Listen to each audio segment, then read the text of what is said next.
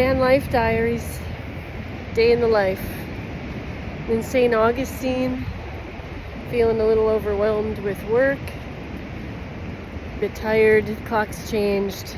I don't love that. It always messes with my system. So I'm taking a walk before I dive into work. And trying to figure out my next moves. But for now, I'm at the beach. And that's just an okay place to be. That is good.